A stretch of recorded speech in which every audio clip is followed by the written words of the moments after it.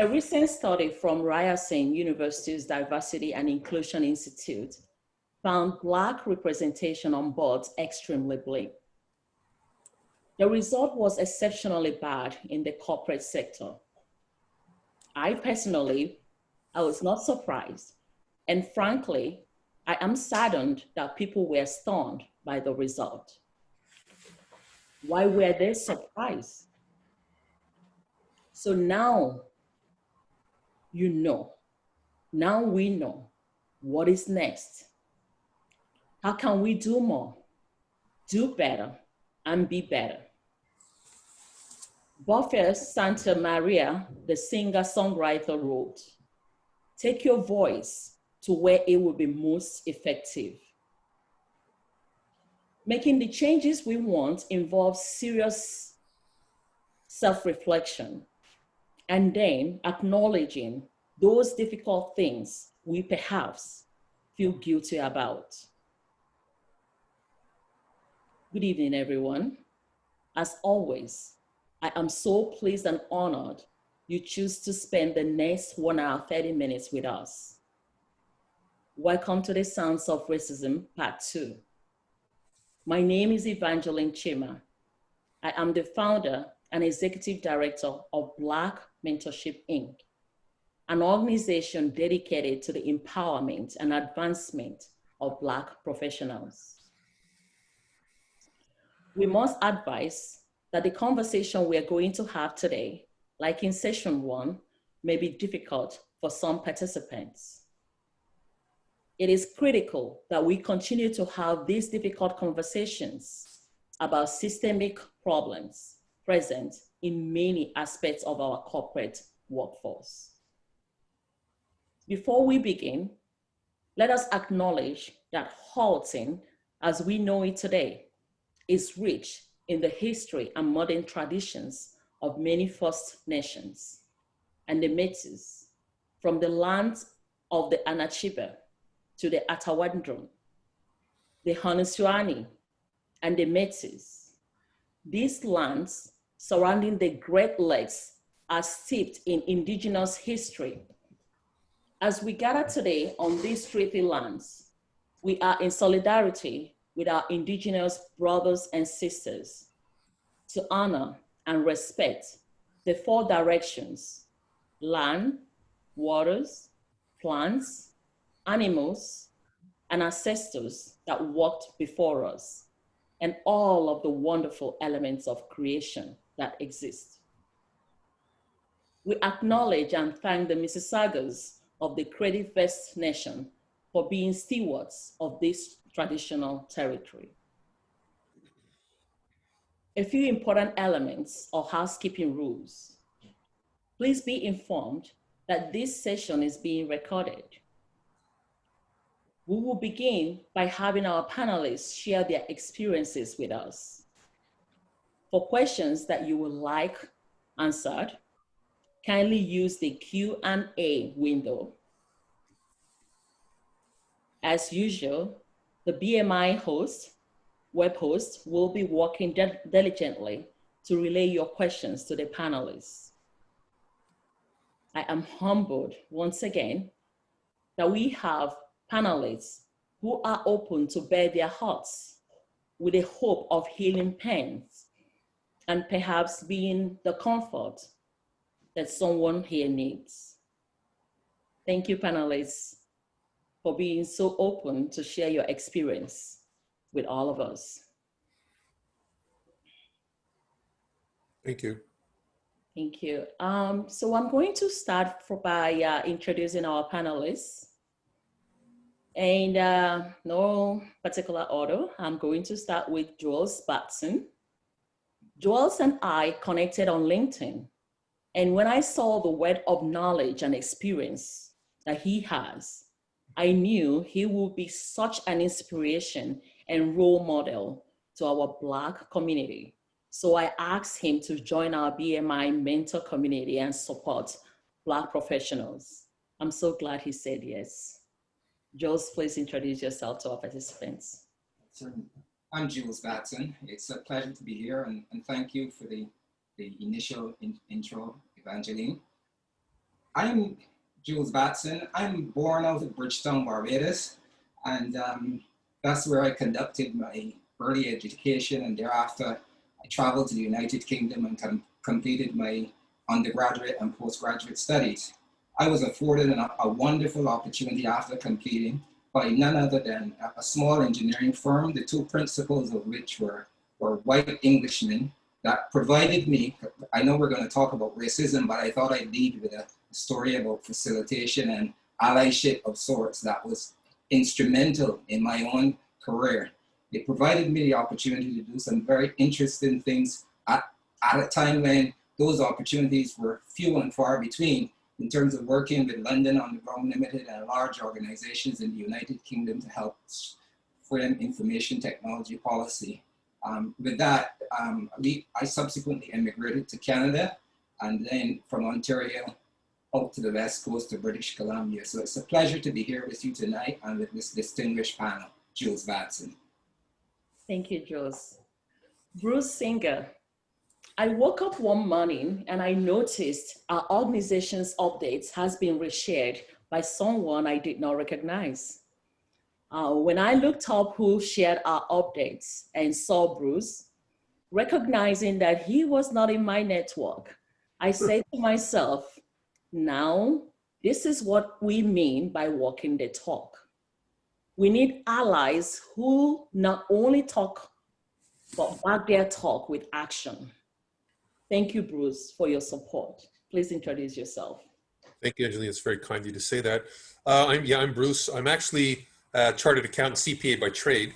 And what I do is I have a business that provides chief financial officers on a contract basis, part-time basis. That's what I do for a living. Plus, I'm also on the board of directors with Hugh Anthony in another initiative called the New Humanity Initiative, which I'm pleased and honored. I'm honored to be here and share my points of view. And I thank you very, very much for involving me. And I really appreciate it a lot. It means a lot. It means a lot. Sure, we're honored to have you, Bruce. Thank you for joining us. Jane Campbell.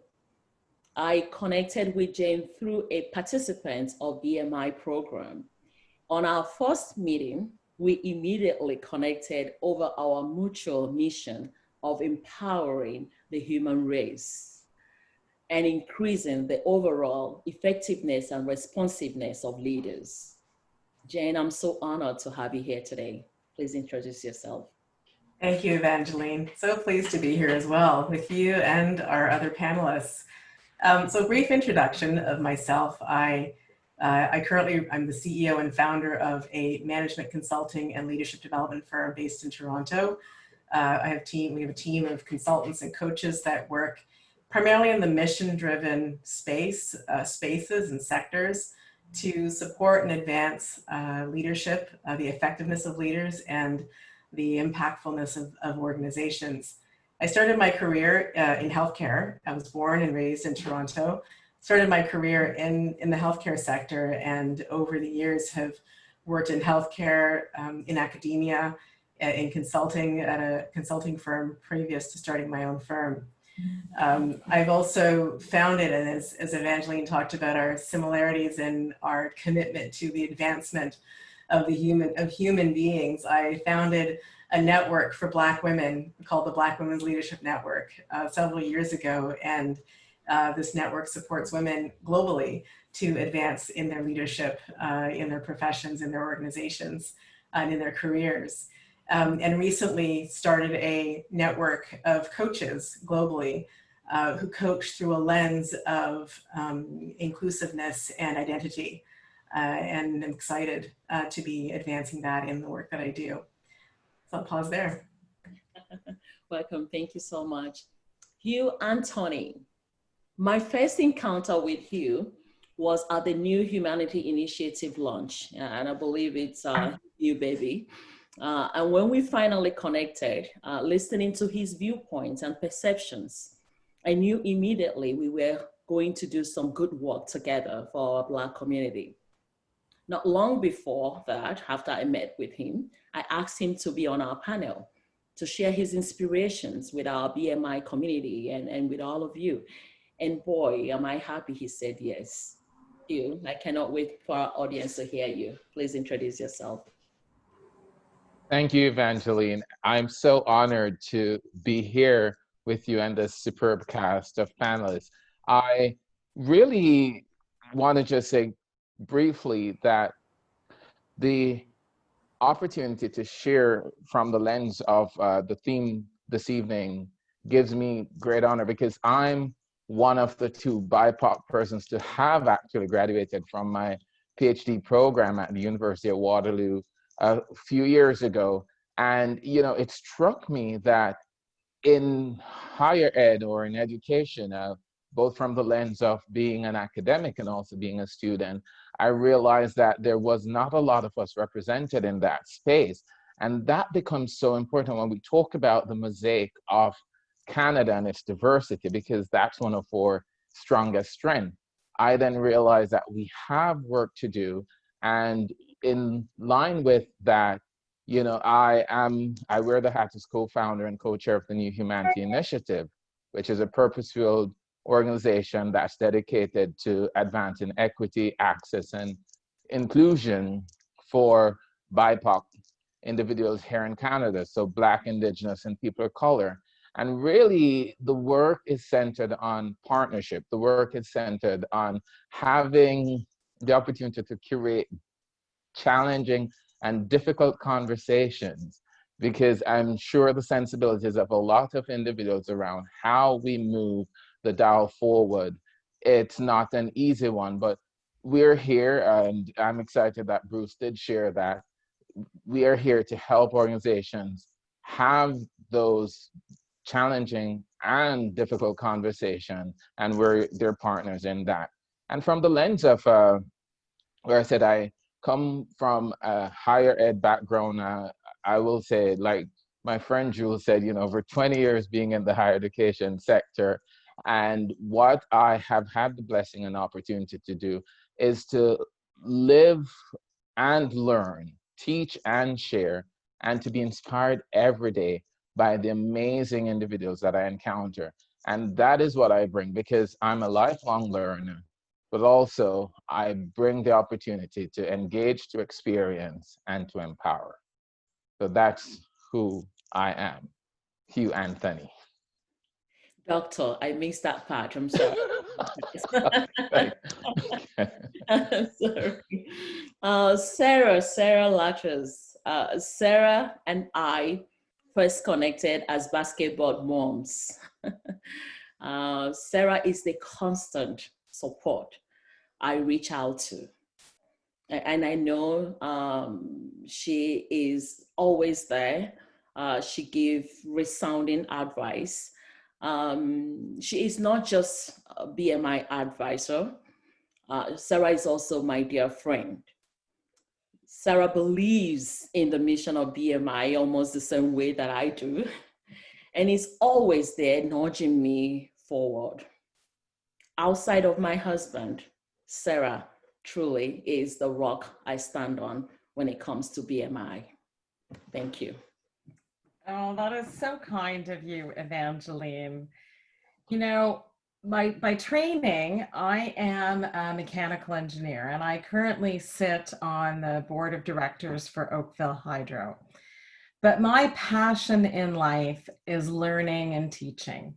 And I really devote my time and energy to engaging and supporting learning and solving problems. So it is no surprise to me that Evangeline and I have connected on so many levels, because Evangeline is a problem solver and is a doer and really sees, I think, a bigger picture and is devoted to impacting and making change happen.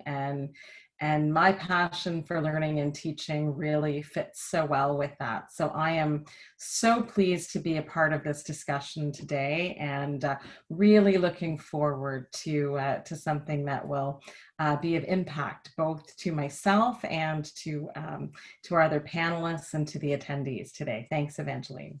Thank you, Sarah. Absolutely. So with that, let us begin. I'm going to start with you, Bruce. as a white man who have enjoyed your fair share of white privilege. Yes, I have. And, you know, I'm just wondering, and I'm sure our participants, they're also wondering what motivated you to join the Black community in their fight for equity. Let me get started. First, I thank you, all these change makers, for including me again. Thank you so much. I'm privileged. It started out as I'm very much into the webinar business. So it started out having a webinar and inviting somebody to a webinar months ago to talk about diversity and inclusion in the accounting profession. That's how it started. And as I learned more and more and more, I started to put it this way. It really opened my eyes. Okay, I was an eye opener. I have to admit, I was ignorant. I didn't really understand things. I was privileged. I didn't know. So as I got involved, then I got introduced to Hugh Anthony, who's become really one of my best friends and also a mentor to me. And he gave me his vision of where, and he straightened me out. Okay, okay. He gave me a lecture. He said, Bruce, why don't you come involved with me? So it ended up on this journey as really a learning experience for me, big time, and I'm still learning. And I have to admit, I was fearful of how to communicate with people, especially online. And I was terrified. So really, I decided to, as a way of giving back, to become an advocate. And it's been really a privilege and allowed me to become a better person while I'm giving back at the same time. And it's really been quite a journey, and I'm really excited about it. And we're going through right now what I think in 2020, if you look at everything, it's an unprecedented change in our society, okay? To sit back and be a passive role. I'm not a passive kind of guy. It's just not who I am. I'm an entrepreneur. I get things done. I'm a doer. To sit down and have a passive role, it's not about me or being a white person. Everybody needs to get with the program, okay? And that's how I see it. And so I wanted to get involved.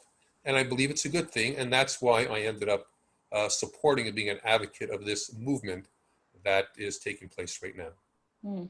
Can I come back on that and ask you, what have your experience been with the Black community been like? Well, my experience has been, again, it allowed me, look, I'm not a Black person, okay? And believe me, I'm being vulnerable here, and I'll tell you something, what I found out is the support that I am getting personally has been incredible. What I found out, the community itself, they want to help, they want to make change, they want to work as a team, they want to work collaboratively. It's not this person versus that person versus this person. It's not like that at all. And they are really, really in terms of being incredibly, incredibly supportive of what's going on. And really, they're human beings like us. They're vulnerable. They're just like us. They're human beings. There's no differentiation. And really, the only answer is equality for everybody. There is no other way. It's the only way to go. And they buy in. And the support and the things I've done with Hugh, it's just been an incredible, incredible journey and a supportive journey. And really, and I've made a ton of friends that I never would have made before. Because I admit, most of my friends were from the white community. Okay? I don't know, maybe by choice, maybe not by choice, but that's kind of I can talk for hours. It's been an incredible experience, and it's been an honor, really, and it's allowed me to become a better person. Awesome. That's great. Thank you for that. Thank you for sharing. Jane, I'm going to come to you. And I'm thinking an individual can only contribute meaningfully to society through gainful employment and advancement. And yet many Black professionals, and I'm sure you've experienced it with the Black women in your organization, are being denied the opportunity of progression. Can you share with us your experience, or draw from your colleague or friend, the experience around marginalization? Yeah, so it's I think it's just even having this conversation here today, being able to sit in here with all of you, both the panelists and the audience, and speak from my own personal experience, know that it's taken me some time to be able to do this over the last couple of months, and even I'd say even the years in my life that the labor of the exploration and the educating and the sharing for people of color and for black women and black men can be quite intense, right? So I think this is an evolving conversation for me to be able to share and talk about, what has my experience been and what have others been. But I work as an executive coach as well in the work that I do. Have for quite some time, and coach and work with many women of color, many leaders across organizations, and the experiences of marginalization or being excluded are vast. So it's from not having a seat at the table, not being included in conversations, from not being invited to or being given opportunities to advance in careers, or not being afforded resources or attention for growth and development, for opportunities to contribute or even to experiment in new projects and initiatives in organizations that would put them in the position to be seen and potentially be promoted into new and higher roles in their career. I mean, the experiences are vast. I think this is not something that's new in these last few months of what we've been experiencing in the world. This has been something that has been these are experiences that women and men have talked about for decades, for I'd say more than decades. So, I mean, I will offer that it's vast. The impact is intense, I think, for many people. I think also that in terms of what women and men are sharing with me now, and I actually know of several people who are at the point of either thinking about leaving their careers, leaving their roles because of the intensity of the marginalization, and now with their experience more recently of now being called on to be and being asked to speak and be experts in their organizations around equity, diversity, and inclusion, to be called on to lead initiatives in their organizations, particularly now, and that's not the training they have, that's not the work that they've been doing up until now, and some of the labor of that for many organizations, for many individuals. I hear about the intensity of that and how much of a challenge that can be. I think when I think about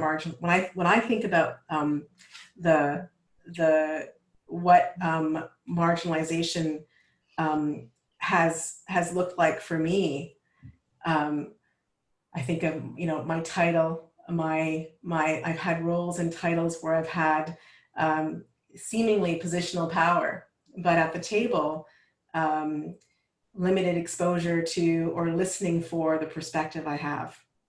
So I think I've sat on many boards and commissions and tables over the years.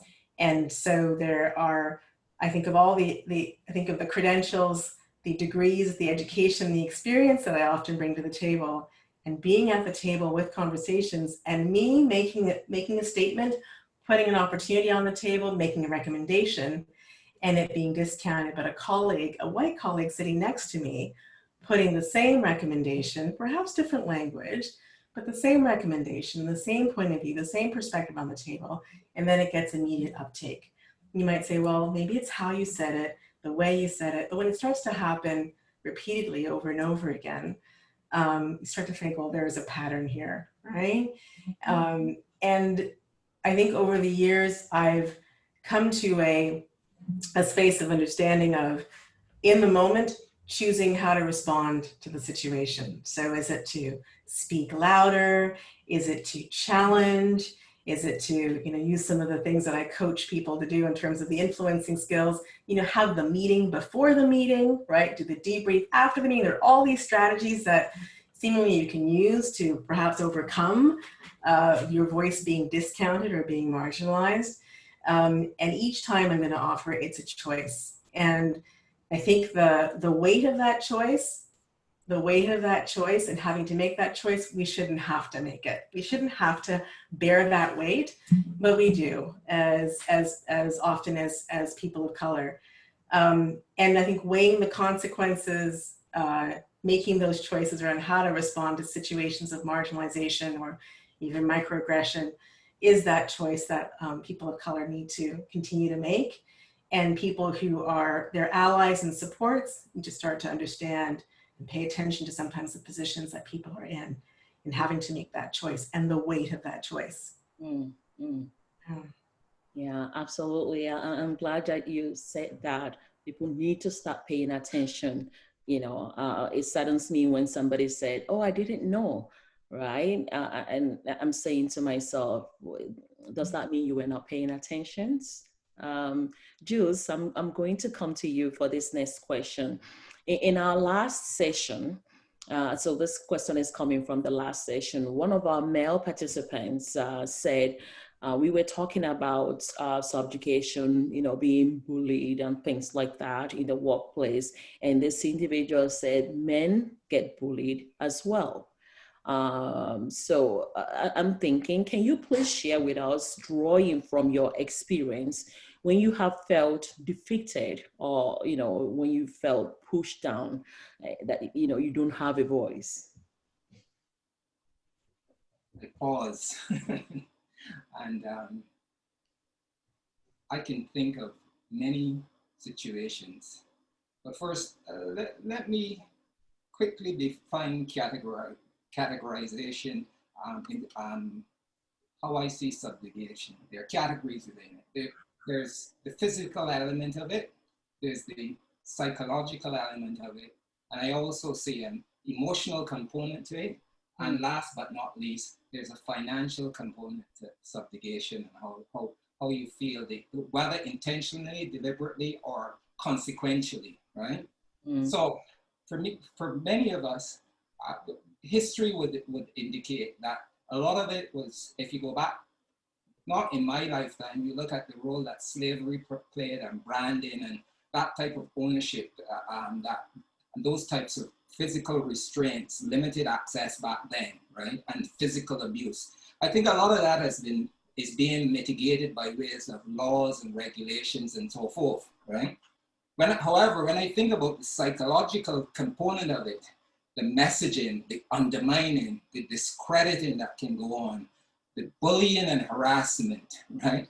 A lot of it is unseen, right? And it's painful, it's hard. We all have to dig deeper to continue to progress.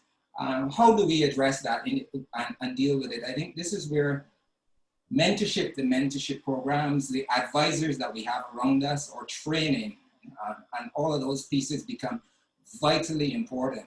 Now, when I move to the emotional component of this, which is about the feelings, the sensory perception for us, right?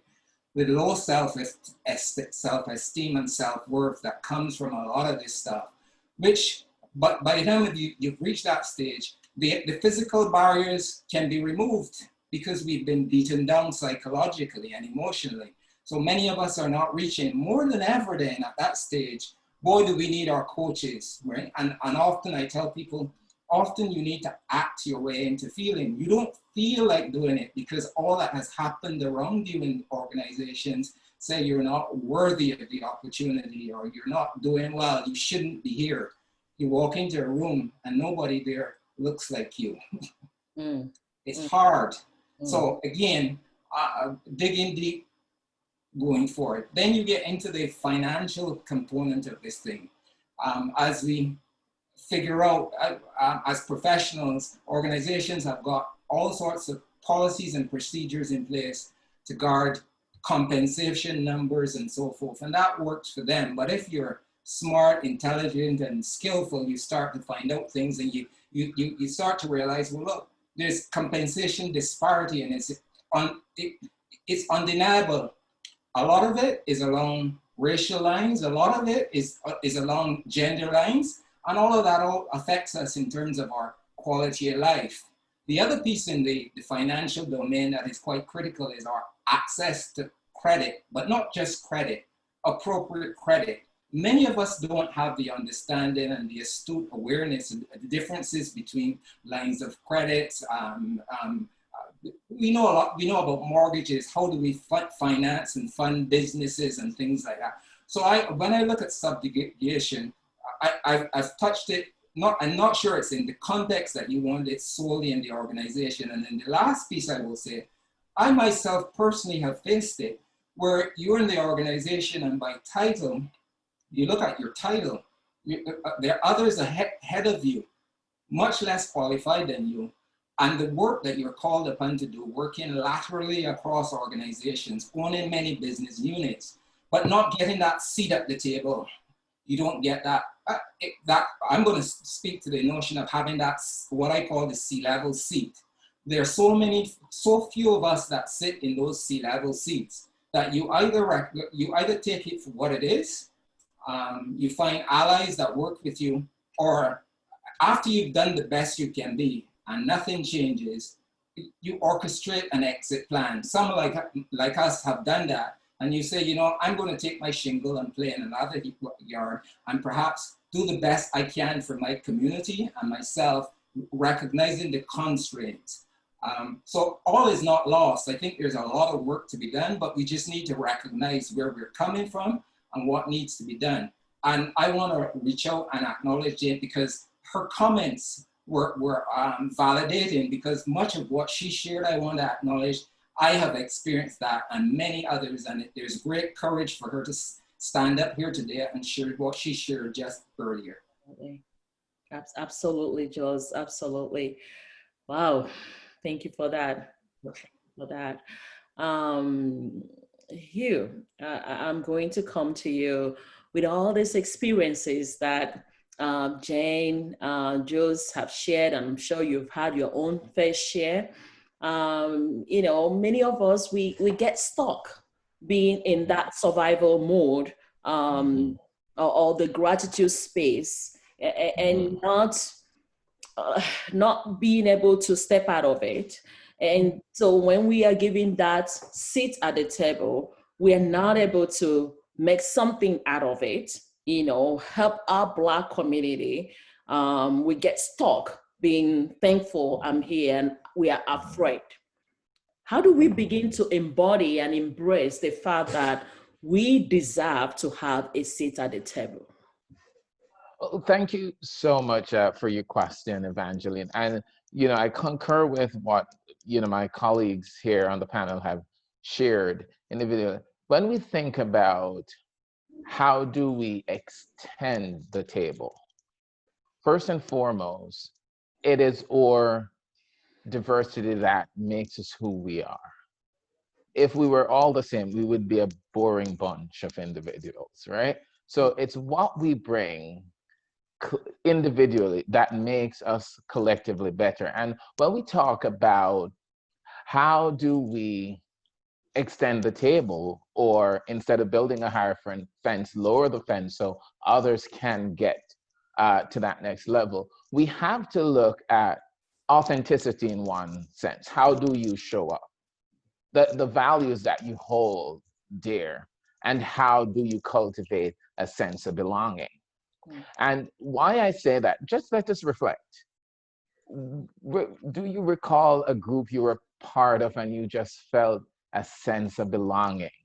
A group of friends, you're at work, hang out with colleagues, you know, family, and that sense of belonging, that you just showed up and you were able to share your talents and your gifts. And part and parcel of that sense of belonging also comes in how do we as individuals want to share our gifts and talents. So I come from a higher ed background. I come with nonprofit experiences. And one of the things that I have always learned is ask this question: how can I help? And I heard Jules speak to having mentors. I heard the perspective from Jan around executive coaching. I heard from Bruce about friendships. How do we access those things? How do we cultivate those things? And when we talk about belonging and extending the table, part and parcel of the experience I've had is I show up knowing that the pie is large enough for everyone. I show up knowing that when we unite to thrive and when we prosper for progress, then we all do better. So I show up knowing that we can have mentors. In academia, the big term that is used is sponsors. So you need to have a sponsor, we need to have a mentor. But the fact of the matter is, if we are hard and we show up whole, as Jan said, you have the titles that you think you can make decisions, but then when you show up at the table, you're not given the latitude. And the question comes back to, what are we negotiating? How do we negotiate together at the table? So for me, it took a village to get me where I'm at today. And I've always said it, I didn't get here on my good looks alone. I got here because it took a community to help me be who I am today. And when I look at the organizations I'm in, who bring the talents and the skills and the gifts we need to move forward? And we need to look at people based on merit and learn that when we're moving the dial, we don't look on someone for the color of their skin, but for the value and the dignity they bring. And I found that, and I just share this experience about belonging. When I worked in nonprofit, I had the experience of coming in as an outsider. And one of the things that I took the first 6 months of the task I had as an executive director is to listen to the stories of my volunteers, my stakeholders, from community right back to the board of directors. And when I listened to the stories, I was an emotional wreck because they were so powerful. And why I was an emotional wreck, it's that there was so much richness in that. And that richness helped me to better understand, how can I be a better leader? How can I be a better facilitator? So 3 things that we have in moving this dial forward is to start listening. And I'm saying to my white allies, start listening to BIPOC stories. That's the first thing. So when we start listening to each other, we show them respect. Secondly, extend the table, that the pie is large enough. Let us start sharing, because everyone is here to live, not just to survive. We're here to thrive and thrive in the abundance that humanity and Earth provides for all of us. And the third point that I want to remind is that give opportunity to diverse people.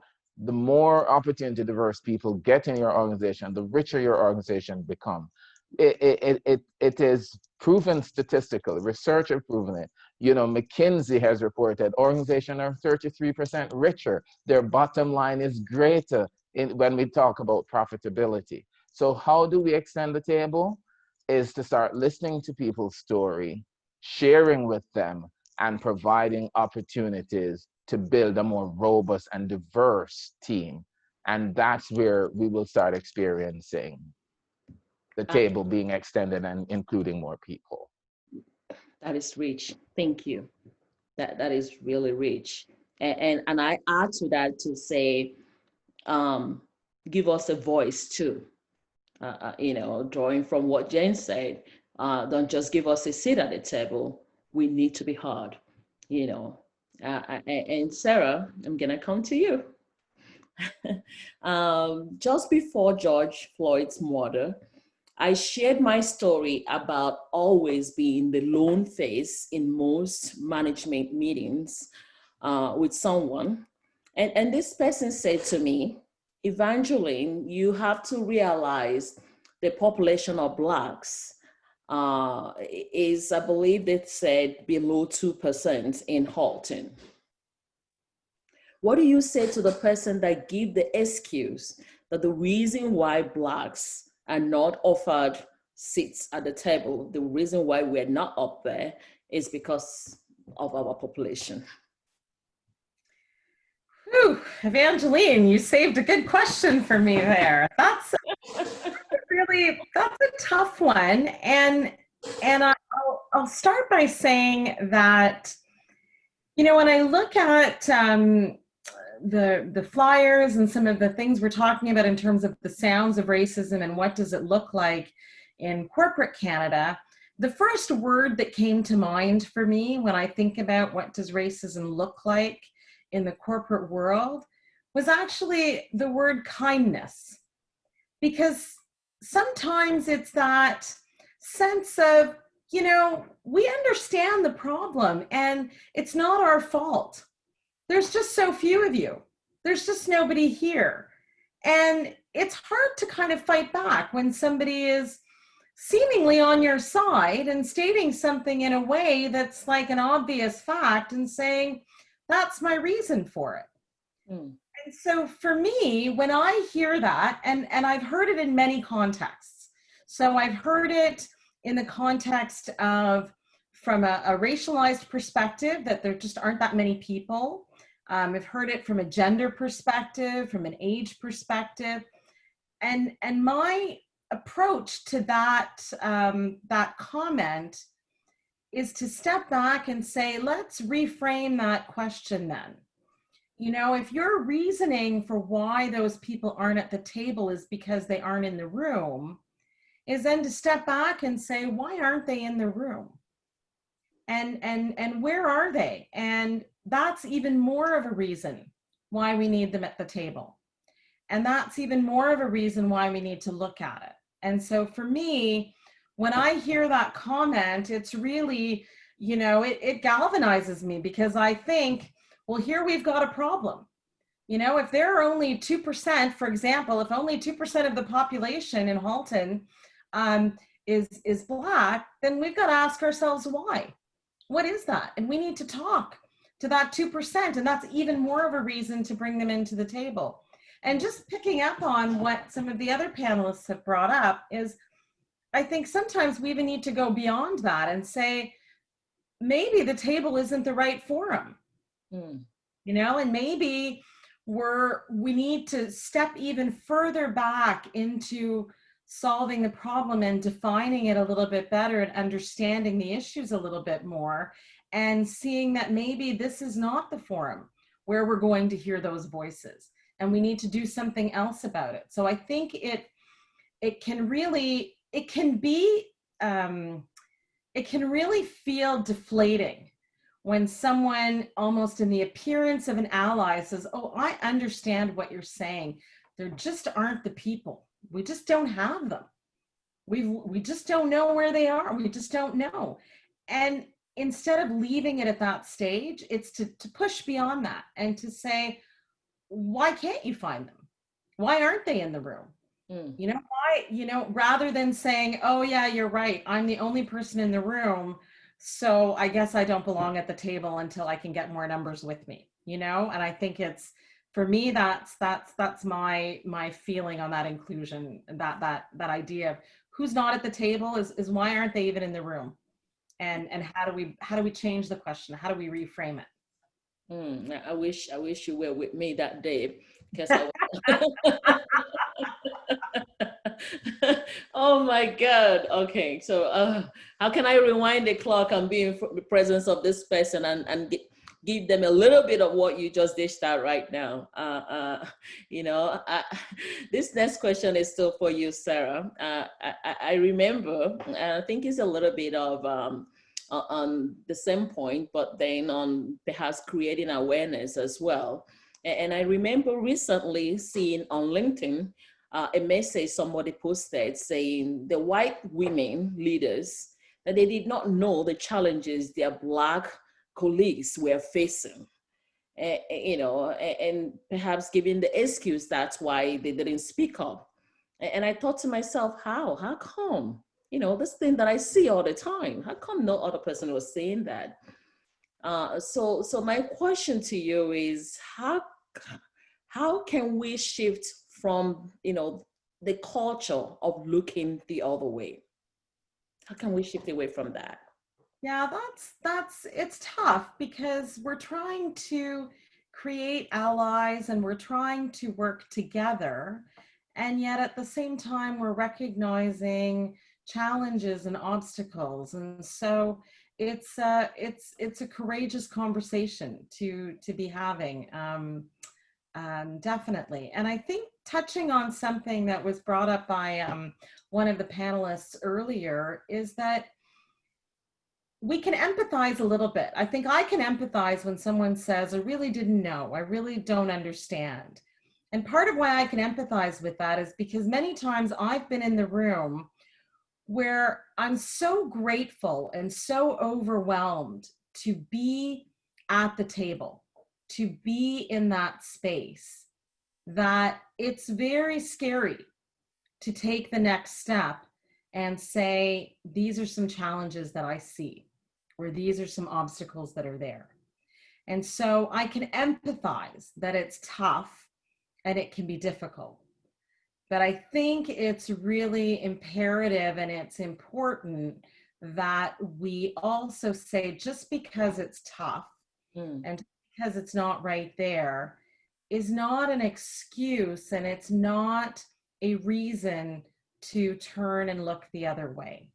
So it requires courage, both on our own part when we're in the room, to say, I think it was Hugh, we were talking about that sense of belonging, to be able to feel like you belong. And that's really that part of what I think Bruce also brought up, that sense of, I've got allies, I've got other people there who feel like I belong, and I know that I belong there. So I can bring this up and I can draw attention to it.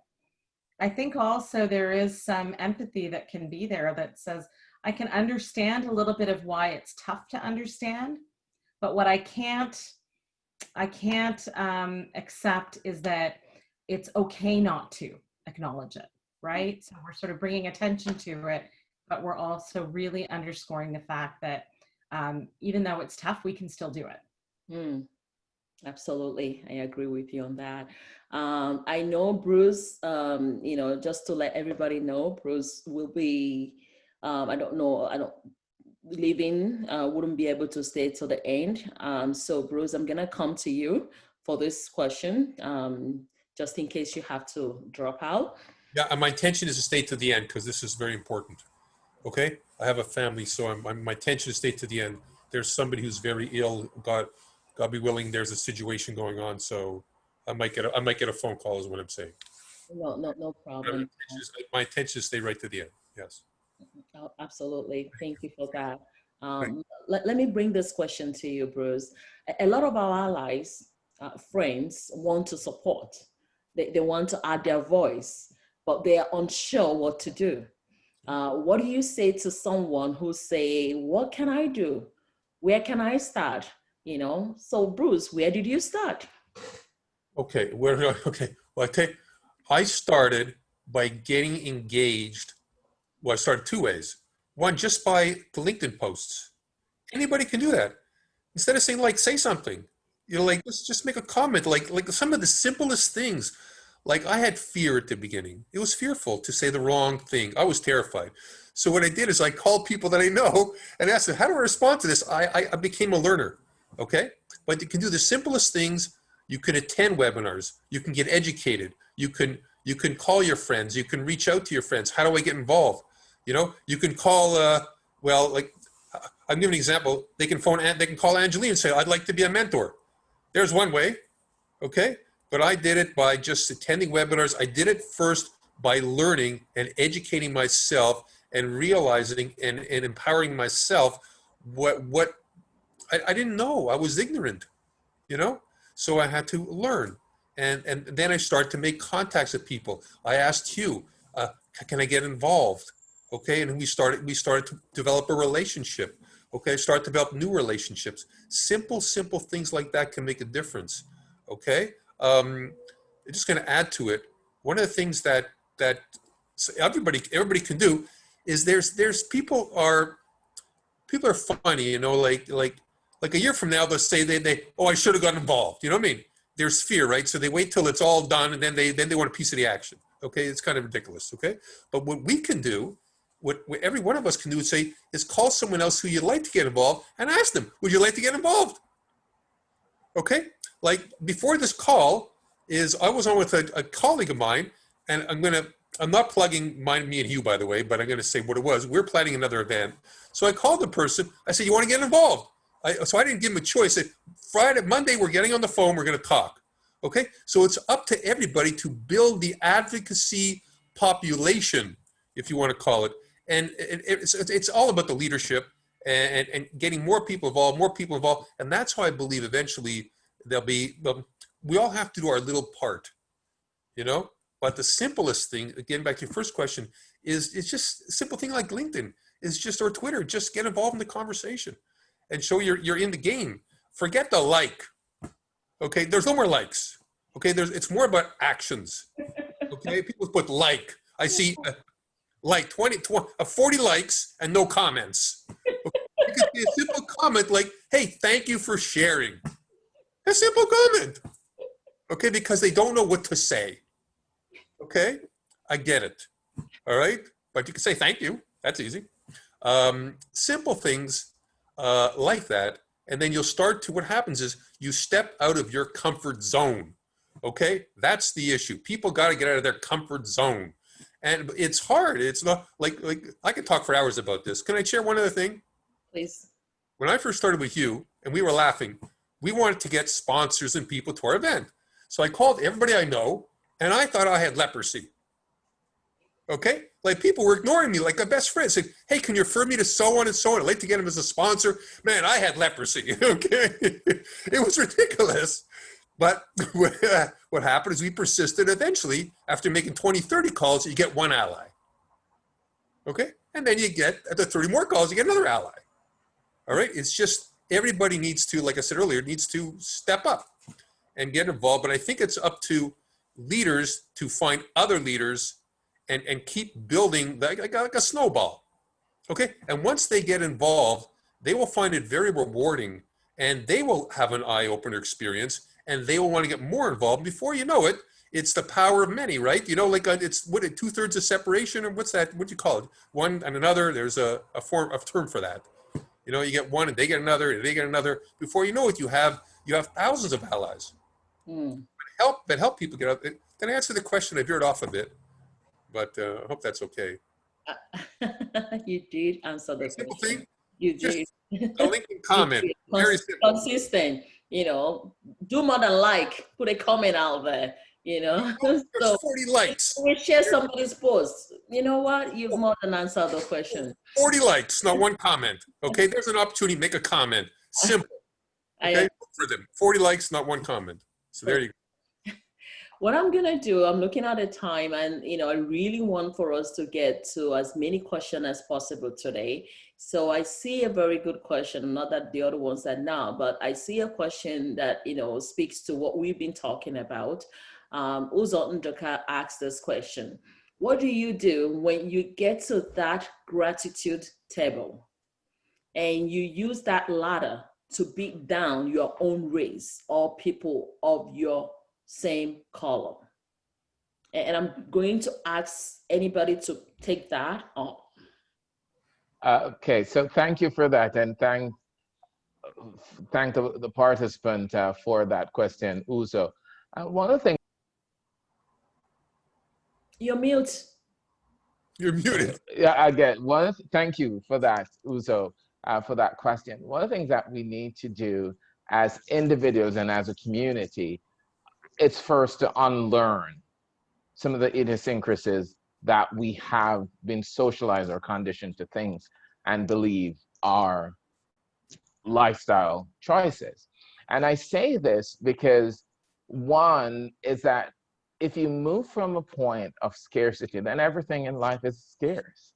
If you move from a point of abundance, then everything comes to you in abundance. And I share this. I wear my hat as a strategic lifestyle coach, and I say this to people that, you know, the power of the mind, the power of what you think makes a difference. So when we have community, for example, are you going to community to only receive, or are you going to community to give?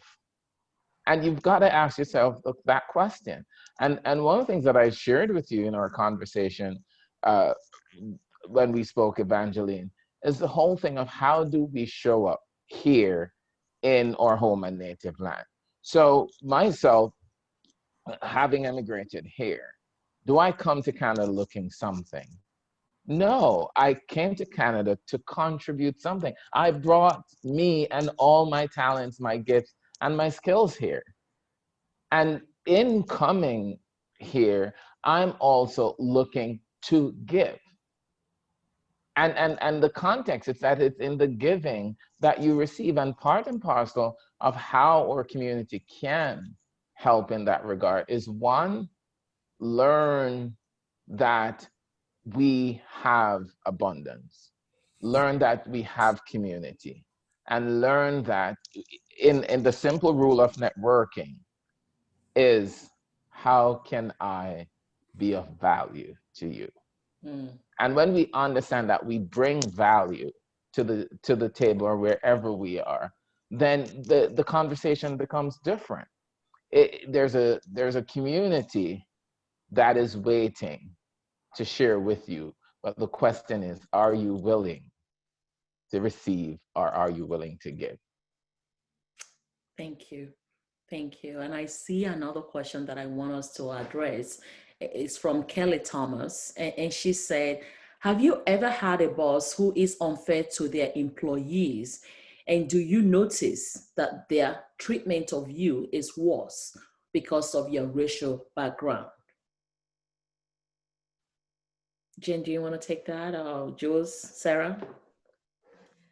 Sure, I can tackle that one. So certainly, if to speak from my own perspective, I'll speak from the perspective of many of the leaders that I coach who have described that experience to me.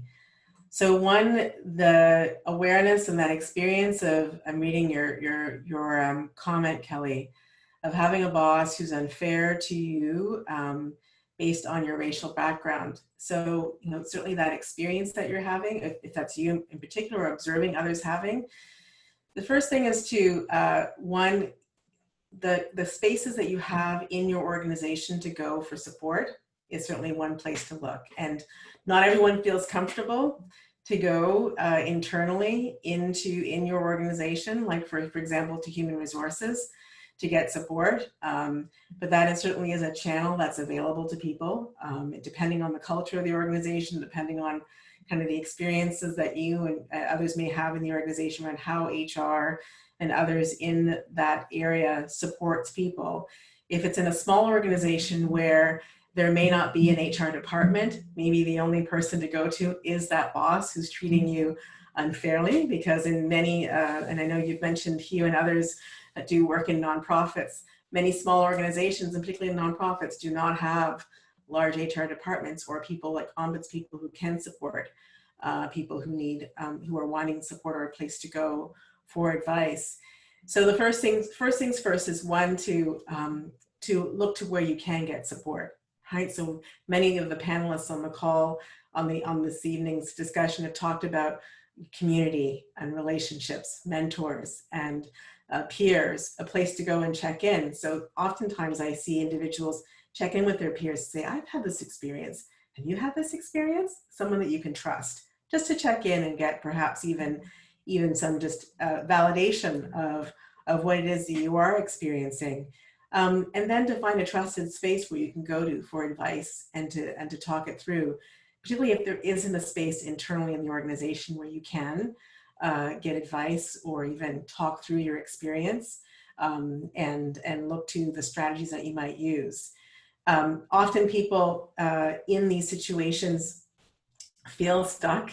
And I think Hugh, you talked about the space of looking to the space of abundance, the space of positivity, but it's not always available and accessible, particularly if you have had a sequence of experiences that have left you feeling perhaps even traumatized, and to look within your network, to look within your community for support. I think that's the first thing. Or the second thing that I would also suggest. And, you know, to be really frank about this as well, is that no one, no job, no role requires that you be accepting of racial discrimination. None. There's no role and there's no job. And certainly I think, you know, we require, if you think of the places that we're in often, you know, I think of, in my cases, I think, well, I require income. I need this job. I have a family to support. I have rent to pay. I have a mortgage to pay. So need the job, but to also remember that no role is worth the traumatization that you can experience. Sometimes might even feel quite even, might feel minor at the time, but no role is worth staying in and experiencing racial discrimination and the trauma of racial discrimination. So that's, I mean, this is hard to do over without actually having the person in front of me, but these are the things that I would offer, is to look internally for support from HR, look to peers for checking in to understand the experience that you're having and potentially check in and support and information. Look to your network, your family, your friends for support as well. But also that most important question of, is this worth it? Is this worth it? Because we do have a choice. They feel like you don't have a choice, but we do. It does. And sometimes I've had people say, our experience when we're looking for work, and I say we as in the Black community, it's not an easy thing. You know, we're not lucky to look for one job and you get it immediately. When that happens, we open champagne bottle. You know, it's more like going to several. And I think that's why people get scared and they're afraid to speak up. But you're saying speak up, you know, because nothing is more important than your health. I see somebody question here, and it says, without cultural competence training, employers are likely missing the challenges of diversity and inclusion and may not have the necessary skills to bring about change required. What is your thoughts, panelists? Can I jump in on that one as well? Absolutely. I got it, particularly in this last period of time since the attention that's been brought to organizations around anti-Black racism in the last couple of months.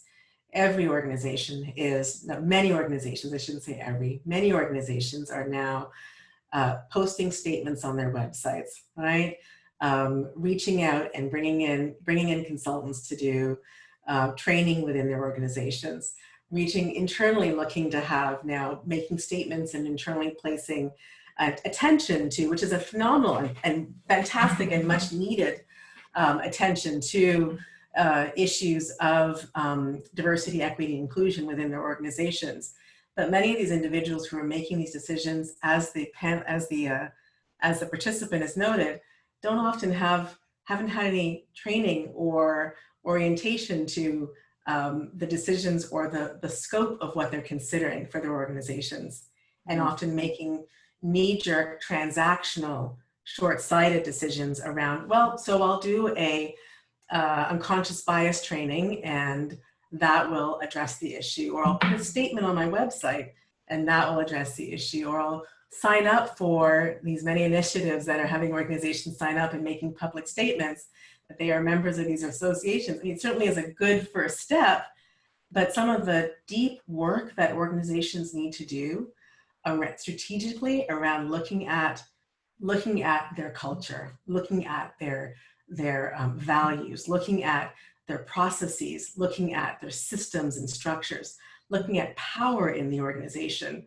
And these are deep organizational transformational types of initiatives that often are being shortcutted for some really short-sighted initial performative training, which for leaders or individuals in the organization who, I'm being told in many of the sessions that I have, frontline staff who identify as BIPOC are left in the wind with, so we've had this training, but these practices still exist. So we've had these statements on our website, but I'm still experiencing marginalization, microaggressions, barriers to advancement in my organization. The deep work that needs to happen is not being addressed strategically. And so yes, I would assert that the training is certainly required to understand the true nature of the source, the core and the source of these issues, but also that this work that needs to be done by organizations is transformative work. It is organizational development work. It is not just window dressing and training. Can I add to that? You hit one point. Absolutely, jumping that, yeah. It really comes down to there needs to be a cultural shift in the organization. You can do, if the culture, all these things, they won't work. What happens is, and I've been in companies like this, what you have to focus on the culture of the organization and the leadership and the culture of the organization. Okay, it's not easy, but it has to get done. Okay, and it starts at the top, and it's hard. But how do companies do it? Yeah, you can bring in consultants, but if the upper people don't, nothing's going to change. If the upper people don't buy in, I don't have the answer, but I'm just making a comment. It's a very tough thing, but I think maybe it comes down to we keep chipping away. Okay, you chip away. One starts stepping up. Like I think you mentioned to me, one of the banks is starting to do something. I don't know which one, but they started to do some movement. Okay, and then it's a chip away process. All right, but imagine changing a culture of a bank. I mean, that just doesn't happen overnight. But I think that's what has to change, you know. And part of the things is you need to get people at the. And I always relate things to a story, by the way. Okay, and like recently, I had someone approach me about a board of directors. There were 25 people on a board, and I looked at the board. I said, there's not one black person. I said, this is. I won't even do business with you. Okay, you want to? Forget it. It's not happening. Okay, so it starts with this cultural shift, and slowly but surely things will evolve. But we got to get people in leadership roles that understand that we're late. Okay, so there needs to be some real movement. Like I saw about 2 months ago, Netflix announced the chief marketing officer, the first time, and I think in some big company, they put a BIPOC person in a very leadership role. I think it starts with at least that, you know, versus there's got to be some real movement somewhere, and to put people in high leadership roles that get it. You know what I mean? That get it. You know? I like that. Listen, I'm wrong. You know what I mean? Yeah, I like that, and I want us to get to another question. Sue, Evangeline, I think Jules wanted to. I think a few of us wanted to jump in on this topic. Yeah. Okay, you're gonna do me a favor because I want us to get to as many questions as possible. Take it short, so go for it. Very, very quickly, I'll add to that. I agree with my co-panelists on this, but I think there's some work that needs to be done beyond the corporation itself. We need to target the messaging and the influence with the stakeholders on this. It's about stakeholder engagement, stakeholder value proposition, the whole notion of with them, what's in it for them, right, as stakeholders. They're the ones that will guide the influence in terms of the makeups of the senior management teams. And they've got the leverages and the keys that can make the difference. It is critical to understand that. And I know that we're time crunched, so that's my contribution to this point. Stakeholder engagement, understanding who they are, how they think, demonstrating value to them mutually, and that will be a great leverage in terms of the change experience. Absolutely. Can I jump in? Yeah. Okay. Two things I wanted to just comment on was, Jane, I really think it's worth underscoring this notion of validation of your experience, kind of going back to Kelly's question and going back even to some of the other comments that I see on the Q&A. I think that we're so sometimes overwhelmed and can really question our own value in terms of belonging and contribution. So seeking out that validation can be really, really, I think, a critical piece. So I think I just wanted to highlight that.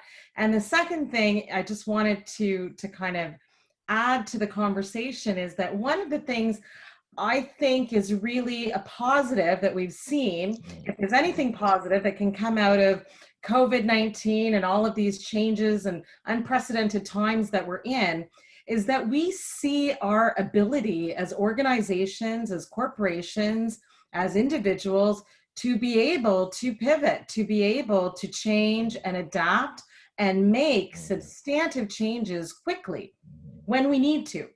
So for me, this is a great opportunity when someone says, wow, this is going to take a while and this is really, really a big transformation we're looking for, to also be able to say, hey, we know we can do it. We've done it. Yeah. We have shown we are able to when the motivation is there. So let's show that we value what's motivating us, and we will be able to help bring our organizations and our corporations and our systems into that change. So I think that for me is, if there's anything positive to come out of wearing a mask and all of this other stuff that's coming out of it, that's something I see as a real, you know, as a real flag to be able to say, we can do it. We can change, we can pivot on a dime. We can do it. Absolutely. Evangeline, and let me add my 2 cents too. I really like the perspective my colleagues here on the panel share. And to build on what Jan said, we really need to have transformational and change and intentional action. So that not only, as Jules said, go to the stakeholders, which we have to engage and message, but just like how we plan for profits, we got to start planning for people. We've got to start planning for the planet, and then we think about profit. We have to reframe how we do, see, and become. And I think that's where, you know, when we talk about allyship, is this performative allyship or this intentional allyship? You know, when we talk about those statements that we put out there, is it just that we're putting out those statements because it is the mood, it is the Zeitgeist or Zeitgeist of our time that we do that? Or are we really now putting our mouth with our monies? And that's the big question, because the other point, just to add, when we talk about cultural competences, you cannot be training your frontline team members and your executives are left out of the dialogue. It has to be a collective move, organization-wide. So even your supply chain, the people who deliver on your behalf. So you don't have someone coming and say, oh, I don't want a BIPOC person to deliver a package from your organization to my home. I don't want a Black doctor or a Black nurse to look after me if I'm in a hospital. It has to be that when we talk about inclusion, and that's why I say equity, inclusion, and belonging, I don't talk about diversity because that's a given. We're all here. We're not here to. We have been, will be, and always will be here. So the question is, how, when we talk about equity and inclusion, does equity and inclusion bring belonging? No. It's a transformative work that Jules and Jan and Sarah and Bruce mentioned that needs to take place that will help that cultural competency come out in all of us, not just some. And it really requires deep work, deep dive. It's not for the faint-hearted. Fantastic, everybody. That is powerful. Wow. And I'm looking at 2 questions that I want us to get to. I'm looking at the time as well.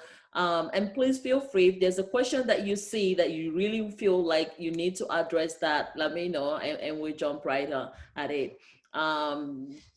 Sue asks, do you think HR can make a difference when the issue is often at the executive level? I can answer that.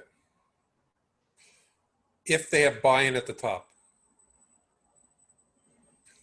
Yeah, they can do, but all they'll become is the complaints department, okay? Because they need high-level buy-in at the top and at the highest level, president, CEO.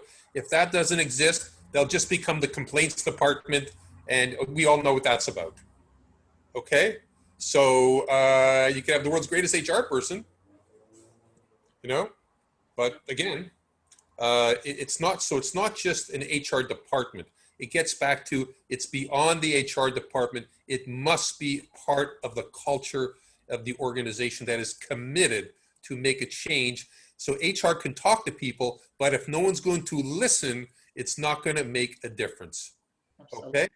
So So that's it, the bottom line. And he talked about stakeholders before. There may have to be changes in the organization. But he talked about stakeholders. The facts are, you want stakeholders to buy in? The facts are, and Hugh talked about it before, companies are more profitable with more diversity, inclusion, and equity. So there is actually facts that they talk about profitability. Well, profitability, there's facts that actually tie profitability into EDI. Yes, yes. There's facts. So it's just who's listening, okay? But get back to the question of HR. Yeah, it'll become the complaints department unless so it's far beyond HR, far beyond. That's my belief. Mm. Yep. If I could jump in, Evangeline, I would offer that similar to Bruce's comment that HR, human resources, where there's buy-in at the top, can definitely make a difference. I've seen organizations where HR has influenced the removal of the CEO. I've seen it happen. The removal of the CEO for their inappropriate behavior. So if there's buy-in at the top, if there's buy-in from the board of directors, if there's buy-in at all levels of the organization, inappropriate behaviors are not tolerated. So it depends on the culture of the organization. And when that's not the case, that's why you see people leave. And that's the unfortunate thing. That's why you see people leave organizations. I like that you mentioned that, Jane. So how will that type of information trigger down to the employees? Because part of the reason why we're afraid is it's not going to get out there, then I'll be let go. It's not necessarily, it's interesting, right? It's the actions that they see happening in the organization. So how that information gets trickled down is people observe. They see the actual results or changes happening within the organization. They see the organization or leaders taking a stand and not tolerating the unwelcome or unwanted behaviors. That's how they see it. It's, I think when you think of there's a lot of organizations out there now that rate employers like Glassdoor and a range of, of groups that do assessments and ratings of organizations. And so sometimes this decision about whether to choose, whether this organization is going to be a space for me, a place for me, can be made ahead of time by looking and seeing about the experiences that other people have had within the organization. And using these resources, whether it be these public spaces where organizations are rated, or also by checking out and speaking to people, going on LinkedIn and connecting. Some of that work can be done ahead of time before going into an organization to see if, is this a place for me? Is this a culture that would be supportive of the values that are important to me in the places that I work in? And just to add, to build on what Bruce and Jan said, how is HR positioned in the broader organizational framework within the organization? So do you have a senior vice president versus just a director?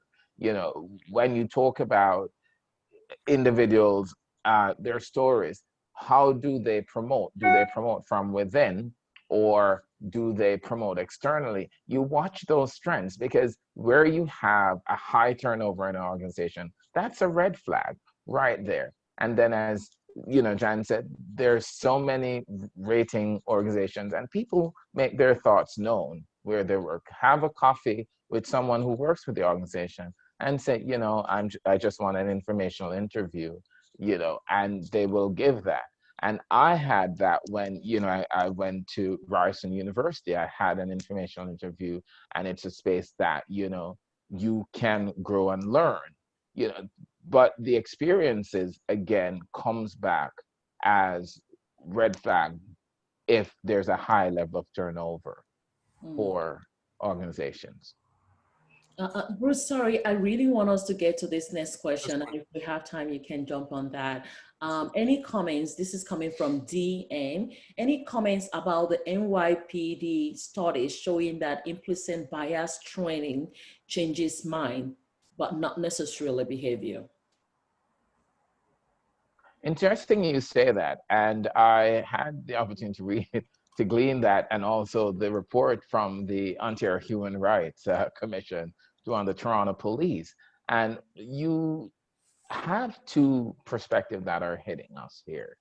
And I want to situate at the first one, is that with the death of George Floyd on the 25th of May, 2020, and what has subsequently happened, it is that the challenges we're facing, it's not that they have been happening before, it's just that no, we have the technology to put it out there. And what you have to recognize is that we can hire the attitude and train the skill. And one of the challenges that we have when it comes to how we go about building our police force is that we have to deconstruct first and foremost, because we do the training, but is the organization as a framework, as a going concern, has it deconstructed from what it was 200 years ago? So where we have the police in New York, or the police force in general that was designed to catch runaway slaves, is that mindset shifted in 2020? And probably not. Or here in Canada, where the police, the RCMP was established to remove Indigenous children from their families and protect white property. Has that changed? And so even when people do these training, the mindset of the organization and its leaders, what we call the raison d'etre, the reason why the organization exists, if that has not been revisited and restructured and reframed, then we're going to have the challenges. And that is what's happening, because then the representation of these organizations is that it protects the oppressors and exploits the oppressed. And we have to reframe those narratives around how we deconstruct and reframe how organizations like those exist to serve all citizens, not just some. Well said.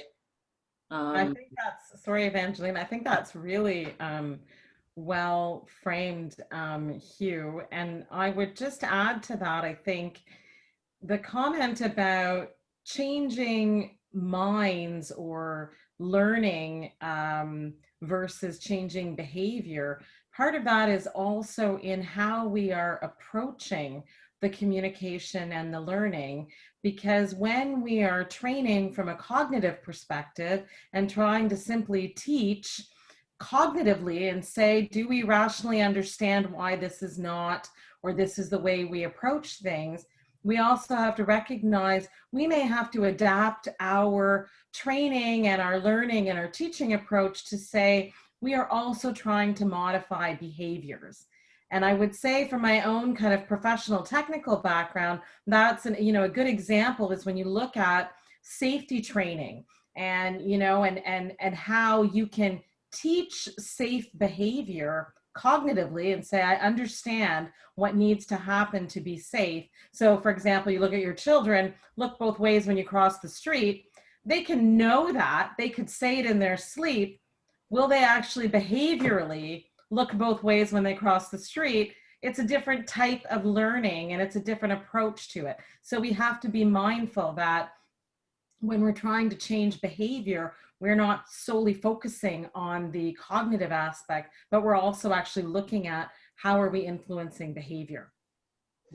Go ahead, Bruce. 1 second too. If you look at, I'm looking at corporate Canada. Okay, This is an opportunity for companies to show some unbelievable. This is unprecedented opportunity to show innovation, and innovation doesn't necessarily mean technology. Innovation in equity, diversity, and inclusion. Okay, it's an unbelievable opportunity. So again, if they really want to be innovative and want to be leaders and want to take advantage of the opportunity, which I believe will benefit the bottom line, here's the opportunity to do it. Okay, and so it comes back to, again, the culture of the organization. But this, and people, I think that's what really, there's so many topics and subtopics, but I think if we look at that, the opportunity out there is unprecedented. It's a tremendous opportunity for companies to really do something and show they're doing something, and they will benefit by it because people will buy into it. If they sit still and do nothing, it's going to hurt them. And there's a second comment. Did we learn anything from the Metoo movement a year and a half ago? Did executives learn anything? Is there a difference between treating people racially incorrect versus the Me Too movement? And that's a whole other big discussion. I would think we learned something from that episode. You know what I mean? I mean, so we talk about, you're going to be afraid for your job. Were they afraid for the job when the CEO of the company was sexually abusing women? I think there's got to be some learnings there. that took place, and that's another big topic. But the main thing is there's a tremendous opportunity for innovation out there, to lead, and this is it, if you want to really. So I think I said my piece. Thank you so much. If I Yeah. may, the one thing I would add to what Bruce just said, I think the challenge there is that most of those executives, most of those organizations look at it through this lens. That's not what I'm like. It's not happening here. We don't have this problem. And that in itself can be the problem. Mm. Well, yeah, then you bury the head in the sand and it doesn't go away. That's burying the head in the sand. You know what I mean? Yeah. It doesn't go away. I want us to answer one more question. Interestingly, I have this question, and I'm seeing, that somebody also asked the question, and this is around, Black people, because of everything that is happening, people are feeling patronized because now suddenly they're offering them positions. And somebody said, anonymous, I've been offered a position that I've been applying for years. And I've been told I'm not qualified for. Now I'm feeling I'm being given this role because the organization wants to look good. How do I move beyond this thought and be excited? I wanted Jan. I saw Jan shaking her head earlier. So Jan. Go ahead, Hugh. Okay. So first and foremost, the opportunity for any growth or development has its pros and cons. And the individual here will have to weigh the pros and cons. What is it that they are bringing to that position, and what does that position offer to them? And, some people are into benefits. Some people want a good Groundhog's Day experience in their organization. They want to grow and contribute. And again, we just have to ask ourselves, why do I want this job? What is in it for me? And how can I add value? And when we are able to answer those questions too, then you can then put that on a grid and say, okay, this is it. Because any job, as Jan would say, coaching as an executive coach, working with leadership, that is going to take you away from quality time because of a percentage higher salary. It's not worth your sanity. I just put that out there, that we've got to weigh the pros and the cons, the why, the what, and the how. And when we answer those questions and how we add value to the organization, I think that would be how you make that decision. Not because they're throwing it at you, because again, as Jan said earlier, you might get the position and you don't have a voice, if that's what you want. Thank you so much. I'm looking at the time. We only have 1 minute, and I'm going to use it to do my closing remarks. And if we, so it's for me, thank you, everybody. It's been a truly inspiring evening. And I hope for everyone that has joined us and the panelists as well. So thank you all, the panelists, as well as our active participants. You have done an outstanding job of adding valuable knowledge, insight, and experiences on how to empower the Black professional. And jointly, we will move our collective ambition to the next stage. So I thank you. This morning, I received an email from Oakville MP, Pam Damoff, informing me about the Black Entrepreneurship Program that was announced yesterday. This achievement is in part because people like you took courage and spoke up about the many injustices and discrimination that have held Black businesses and Black professionals, Black community in general, back. We are making strides and must continue to demand for what is equally our right. We must set our sights high and demand high from our political leaders as well as our organization's leaders. Nobody said it was going to be easy. Like Helen Kelly, the political activist, said, alone, we can do so little. Together, we can do so much. To our wonderful panelists, thank you so much for sharing. Your courage tonight, this evening, has left an indelible mark in our hearts. So thank you, everybody. To you, all remarkable people that joined us this evening, on behalf of our BMI team, we thank you. Keep your eyes on our website and our social media pages for upcoming events. If this event inspired you today, kindly tweet #Black Mentorship Inc. Thank you so much. This is your moderator, Evangeline Chima. I have to say to you all, we must act now before it is too late. Have a fantastic evening, everybody. Stay safe. Thank you. Thank you.